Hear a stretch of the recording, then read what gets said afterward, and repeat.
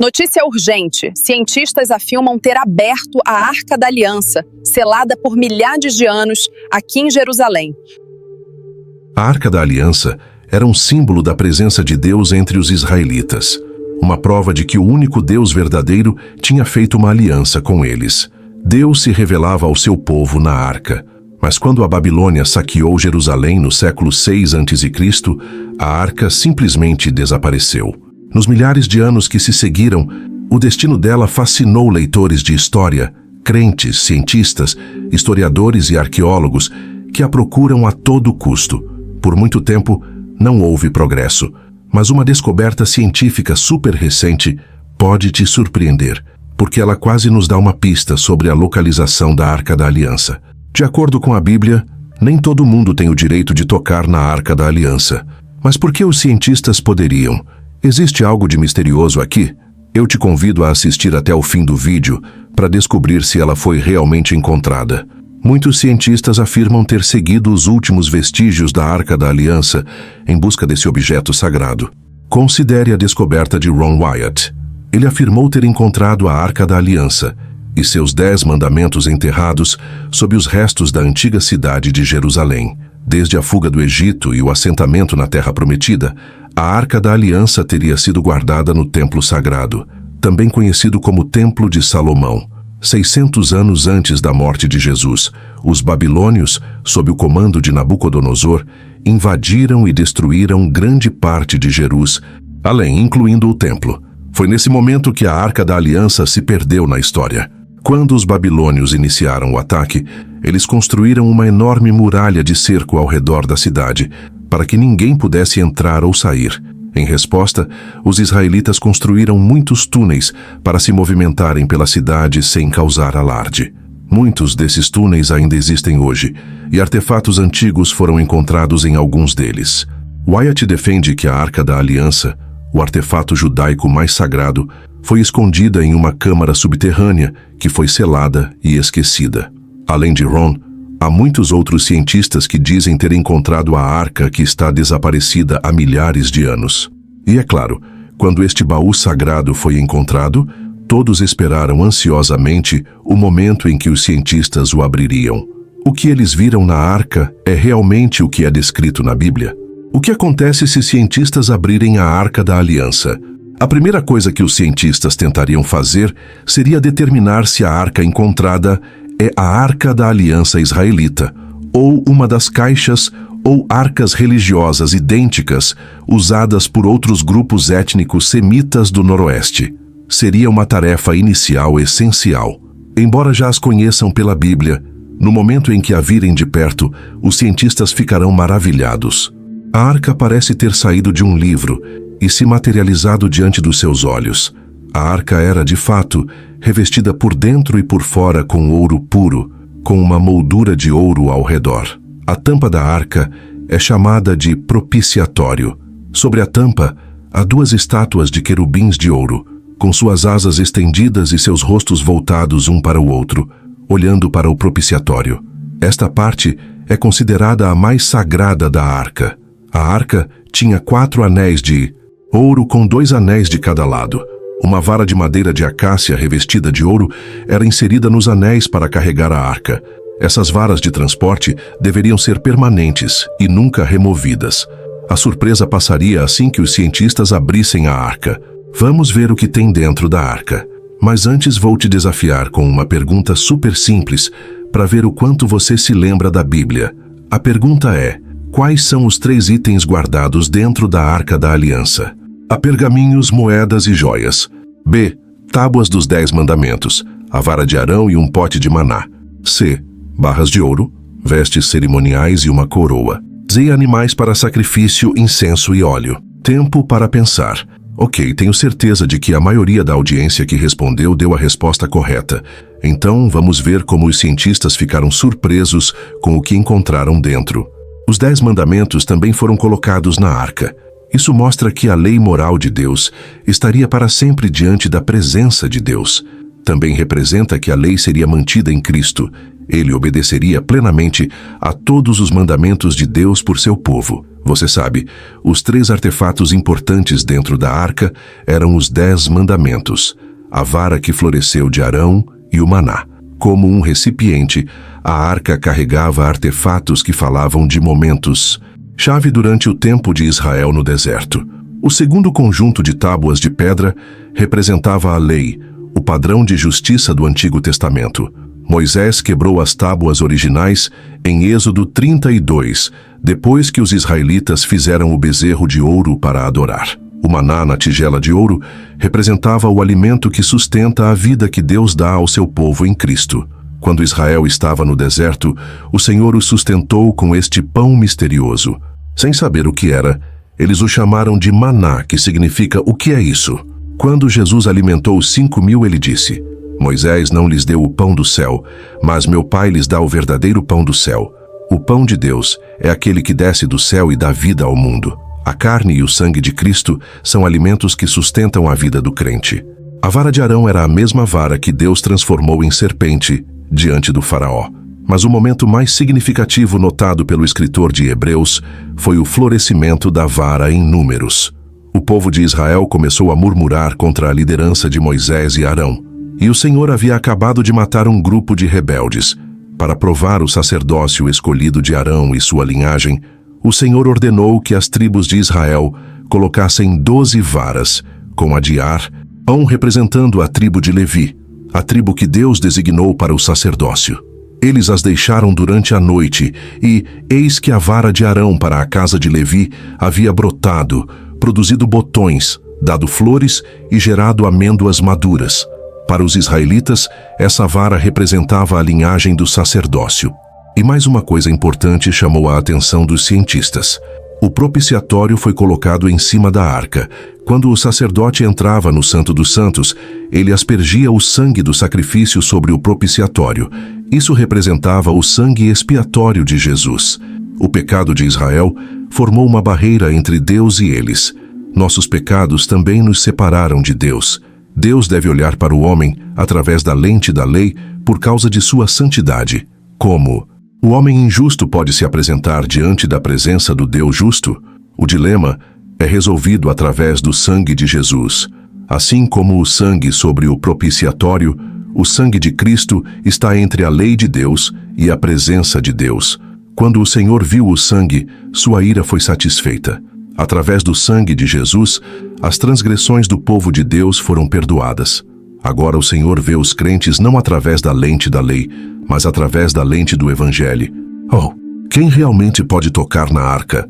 A Arca da Aliança, como manifestação física da presença e do poder supremo de Deus, era levada pelos antigos israelitas para a batalha e fazia cidades inteiras se ajoelharem.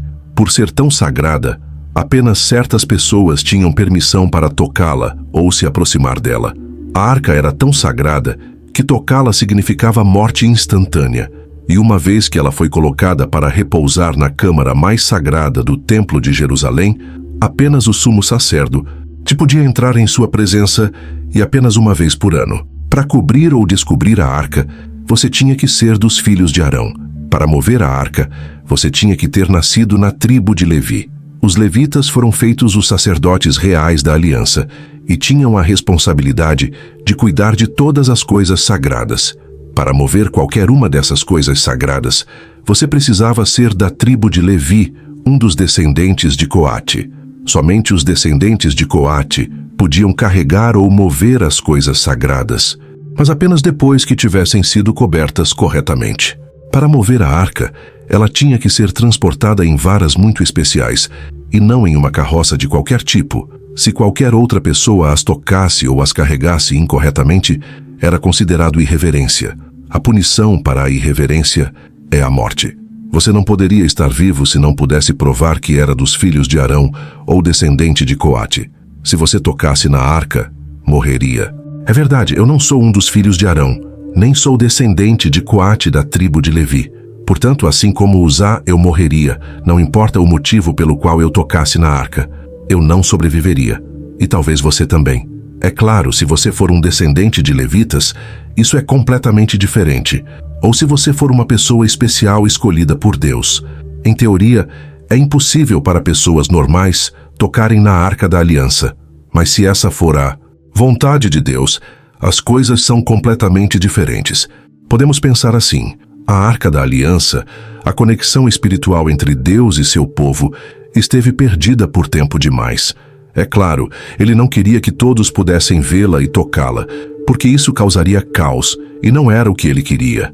Muito provavelmente, Deus escolheu pessoas especiais para representarem seu povo, ao encontrarem a Arca da Aliança, e então recontar o que testemunharam aos seus filhos, para que estes pudessem se sentir tranquilizados e confiantes na verdade. Quando ele retornar, então ele aparecerá com a Arca da Aliança. Até agora, seguindo a Bíblia, a pessoa que Deus permitiu tocar na Arca da Aliança só poderia ser um levita. Quando os israelitas receberam terras entre as 12 tribos, os levitas não receberam terra.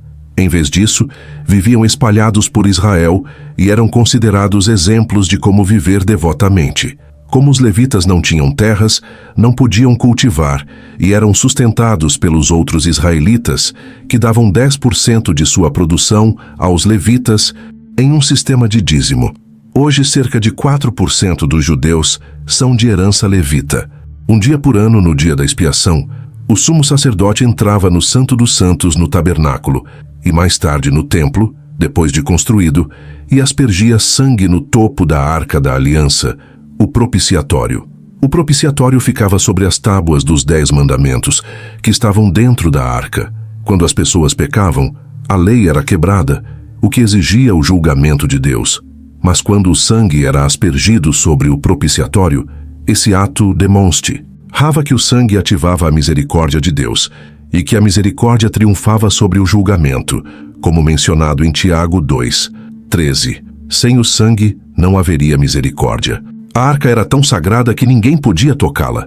Deus ordenou em Êxodo 25:14 que ela tinha que ser carregada em varas e apenas pelos levitas, que eram os sacerdotes. Havia anéis nas laterais da arca e os sacerdotes escorregavam as varas pelos anéis para carregá-la. Se alguém a tocasse, morreria. Os levitas deviam carregar a arca, usando 2 varas de madeira inseridas através dos anéis em seus lados, pois tocar na arca em si, resultaria em morte pelas mãos de Deus. De acordo com o 2º livro de Samuel, o levita Uzá tocou na arca com a mão para firmá-la, e Deus o matou instantaneamente. Outra teoria sobre a localização da arca, além das informações de que cientistas encontraram a Arca da Aliança, ainda existem muitas teorias em torno dela. Outra teoria persistente sugere que a Arca da Aliança foi guardada na igreja de Santa Maria de Sião, em Aksum, na Etiópia. Segundo essa teoria, Menelik I levou a arca para a Etiópia durante sua visita a Salomão em Jerusalém. A tradição afirma que a arca permanece escondida em uma capela dentro da igreja, guardada por uma linhagem de sacerdotes. O apoio a essa teoria é amplamente tirado da história, tradições e práticas religiosas etíopes. Cada igreja etíope tem uma réplica da arca conhecida como Tabot, e a linhagem do imperador etíope foi ligada a Salomão e à rainha de Sabá.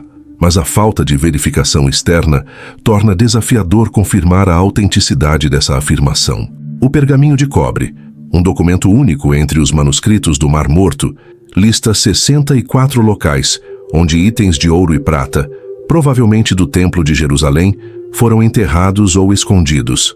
Um aspecto intrigante do pergaminho de cobre é sua sugestão de que a Arca da Aliança pode estar escondida perto do Mar Morto, possivelmente nas proximidades de Qumran, onde os manuscritos do Mar Morto foram descobertos.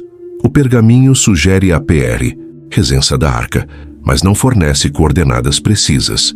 O que você sabe sobre o local de descanso final da arca? Assim como os cientistas podem ter encontrado a localização da Arca da Aliança, Deus pode estar dando sinais e orientação a seu povo escolhido para encontrar o tesouro perdido há milhares de anos. Mas se ele permitirá que a presença desta arca seja anunciada publicamente ou não é desconhecido. Ou ele apenas mostrou à humanidade o espírito sagrado desta arca, não fisicamente, como Ron. Ele foi enfático ao dizer que havia testemunhado a Arca da Aliança, Mas algo estranho aconteceu que o impediu de tirar fotos ou vídeos dela. Ele disse que, quando voltou ao local para coletar mais evidências, 4 anjos estavam diante dele e disseram que ainda não era o momento de o mundo ver essa descoberta com seus próprios olhos. Esse tempo está se aproximando e, nesse momento, haverá uma lei religiosa universal sendo imposta em todo o mundo. Portanto, para poder testemunhar ou tocar nesta arca com seus próprios olhos, você precisa esperar pela aprovação de Deus. Enquanto isso, vamos voltar um pouco no tempo para ver o que aconteceu no momento que foi dito ser a última aparição da Arca da Aliança. A última menção da arca no Antigo Testamento está em 2 Crônicas 35, 3. Então ele disse aos levitas, que ensinavam a todo o Israel, e que eram santos ao Senhor: ponham a arca sagrada na casa que Salomão, filho de Davi, rei de Israel, construiu. Isso aconteceu durante o reinado do rei Josias, por volta de 630 a.C. Uma das teorias mais conhecidas sobre a arca está ligada à epopeia nacional etíope do século XIV, o Quebra-Nagast. De acordo com esse relato, a rainha de Sabá visitou o rei Salomão em Jerusalém durante o século X a.C. e teve um filho com ele. Em sua jornada de volta para casa, seu filho, chamado Menelik, retornou a Jerusalém assim que atingiu a maioridade. Mas, sem que Salomão ou Menelik soubessem, esses companheiros, frustrados por deixar Jerusalém, decidiram levar uma espécie de lembrança, a Arca da Aliança. Era tarde demais para Salomão recuperar o vaso sagrado. Menelik levou a arca consigo para a cidade de Axum, e com a arca ao seu lado, mais tarde conquistou vários territórios circundantes para o que viria a ser o Império Etíope. O Quebra-Nagast e seu relato sobre a arca são partes importantes da história nacional da Etiópia, embora muitos estudiosos agora acreditem que o texto seja apócrifo. Os reis medievais da Etiópia, chamados de dinastia salomônica, reivindicavam descendência direta de Menelik e Salomão.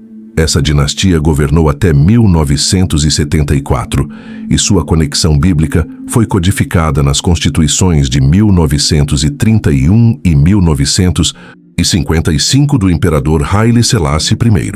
Além do governo etíope, a maior denominação religiosa do país, a Igreja Ortodoxa Etíope Tewahedo, entende o Quebra-Nagast como história cristã legítima. De acordo com os líderes da igreja, a Arca da Aliança tem sido rigidamente guardada por séculos em Axum, na igreja de Santa Maria de Sião. Nem mesmo o sumo sacerdote de Axum pode entrar em sua câmara de repouso. Seu único guardião é um monge virgem que não pode deixar o terreno sagrado até sua morte. A influência da arca, no entanto, é sentida em todo o mundo ortodoxo etíope. Cada uma de suas igrejas abriga seu próprio tabot, uma réplica sagrada da arca. Os tabotes são guardados no Kest Kusian, ou no Santo dos Santos, e só são retirados durante festivais e em tempos de necessidade.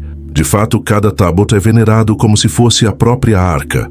Apesar de ser uma parte integral da ortodoxia etíope, a natureza da suposta guarda da arca em Axum tornou a reivindicação de propriedade da igreja não verificável. A maioria dos historiadores pensa que, se ela existiu, a relíquia de mais de 3.000 anos se desintegrou com o tempo ou foi destruída. Mas isso também é apenas especulação. Para muitos, o destino final da arca permanece um mistério fascinante e talvez insolúvel. O simbolismo da arca atingiu seu grande clímax no dia da expiação, quando o sangue do sacrifício era aspergido sobre o propiciatório. A glória de Deus apareceu. Isso era uma imagem da glória celestial de Deus, onde anjos estão diante de seu trono e o louvam dia e noite. Era também uma imagem da presença restaurada de Deus através da ressurreição de Cristo. Quando Maria Madalena foi ao túmulo procurando o corpo de Jesus, ela encontrou 2 anjos, um na cabeceira e outro nos pés, onde o corpo de Jesus tinha estado. A presença de Deus foi restaurada para o crente na ressurreição de Cristo. As coisas da redenção são as coisas nas quais os anjos anseiam por olhar.